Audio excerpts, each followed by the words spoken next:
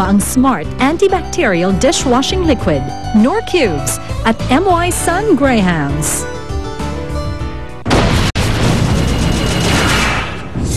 Ang tatlong top cooks lamang na makakagaya ng kasing ganda at papasa kay Chef Jonah ang siya lamang mag-a-advance sa second skill test natin. Handa na ba kayo? Yes, Chef. Chef Jonah, please demonstrate. Nagulat ako kasi that was my first time makakita nung ganun kalaking sibuyas. Tapos hindi pa yun yung way kung paano ko siya talaga i-mince.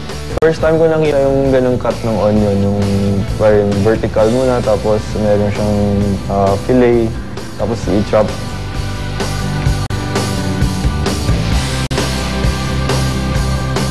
Chef Jonah, bakit ulit dapat pantay-pantay ang mga ingredients na gagamitin natin sa pagluluto? Dapat kasi pantay-pantay para pag nagluluto tayo, hindi sabay maluluto yung mga ingredients. Diba? At saka at the same time, for the experience din ng kumakain, nakikita mo yung textures all the same. Mahirap yung kumakain siya, iba-iba yung size ng nasa bibig niya. Cooks, pasiklaban na!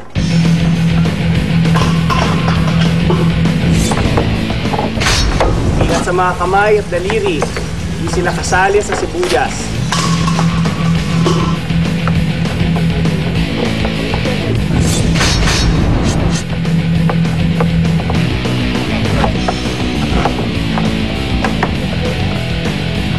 $20 seconds to go.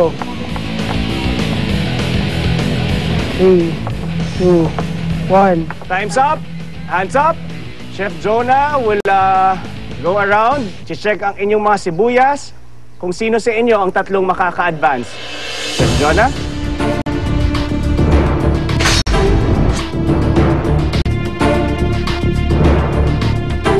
Chef Jonah, na kay Ara na, wala pa siyang binibigyan ng kaniyang power banana. Ara gets 1. Marlene gets 1. Isang power banana na lang ang natitira. Sino kaya ang makakakuha? DJ gets the third power banana. Congratulations sa inyong tatlo. Kayo ang mag-a-advance sa ating second skill test. Pakibasa kung anong nakasulat. Hands up. Hands up. Later, i-explain ko sa inyo kung anong ibig sabihin yung hands up na yan. At sa inyong tatlo naman, I'm very sorry, pero hindi na kayo makasama sa ating second round. Pero maaari kayong manood para matuto pa rin kayo. Maraming salamat, Chef Jonah. Kung meron mang prize na makukuha dito sa Kitchen Superstar, more than the 1 million, I think it's the skills na and the techniques na tinuturo sa inyo. At para sa inyo naman, yung mga power bananas na yan ay ipunin nyo. Dahil magkakaroon kayo ng malaking advantage kung mas marami kayong bananas na may ipon para sa ating prize challenge. At ang susunod na magde-demo sa atin ay walang iba kundi si Chef Nino. At ang ide-demo niya sa inyo ay walang iba kundi ang manok. Filet, kailangan chicken breast filet, gagawa tayo, dalawa. And then yung thigh, leg and thigh filet, dalawa rin makukuha natin. And then, may wings na rin tayo nakasama, gagawa tayo ng chicken lollipop. Wala tayong time limit na ibibigay kasi hindi pwedeng minamadali masyado to. Delikado, madulas yung manok, and ayaw natin masugatan kayo. Yung importante lang, kung sino mauuna sa inyo matapos, and tama yung pagka-prepare sa kanya. First time ko mag-debone ng chicken, kaya talagang pinanood ko talaga siya kung paano niya yung ginawa para maulit ko. First up is, kukunin natin yung leg quarters. Cut through the middle. Sa gitna nung leg and yung breast niya. So you have your leg and thigh quarter. Hindi pa yan filet. Kailangan na natin tatanggalin yung buto. And then, next is yung wing. So sa joint lang kayo parati pumuputol. So doon niya siya tatanggalin. Sa gitna nung buto. Yan. So you have your wing. And then, pupunta na tayo sa breast filet. Tatanggalin muna natin yung backbone niya para maging stable. So you just run your knife dito sa gitna. Kita niya, maghihiwalay na siya. Makikita niya na yung breastbone dito sa gitna. And then slowly cut through the breast meat. Pero yung knife niyo kailangan nakadikit sa buto para daan-daan siya. You get yung kailangan mas maraming laman na matanggal niyo dun sa bone. Mas maganda, mas tama yung kasi walang masasayang. So punta na tayo ngayon sa leg and thigh fillet. Chicken thigh, higa nyo lang siya, skin side down. And then, simply run your knife sa gitna. Kailangan dumikit siya dun sa ano. Pupunta tayo dun sa buto niya.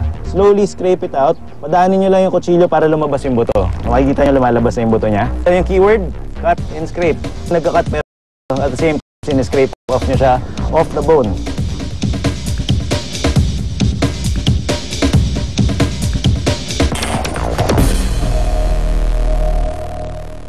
And then, the chicken lollipop. Unang gagawin nyo, tanggalin nyo yung dulo, yung wingtip, and then yung drummet.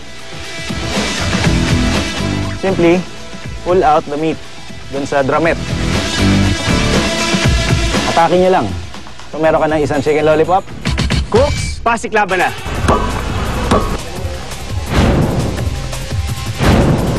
Si Marlin, ibang klaseng strategy ang ginagawa. Kinuha muna niya ang kanyang leg quarter at pinifilet niya na. Lord, please help me. Ara and TJ, halos pareho ng strategy. Sinap muna ang iba't ibang parte ng manok at sinisimulan na ni Ara i-fillet ang kanyang leg quarter.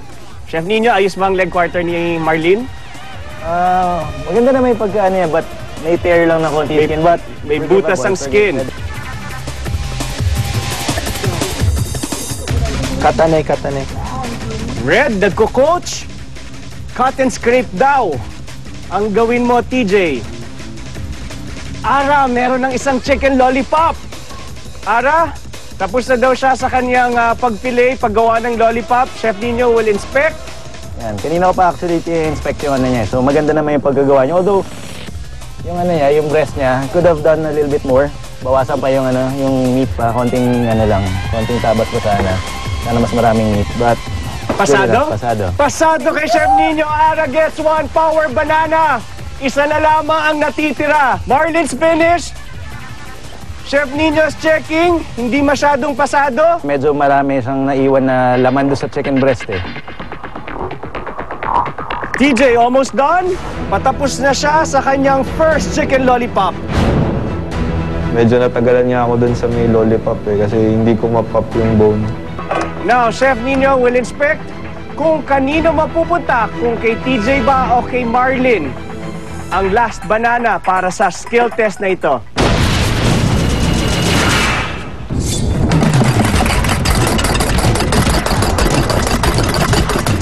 TJ, halos nabubuo na. Ara, medyo malambot pa rin ang puti ng itlog niya. Sa Aral University, kasama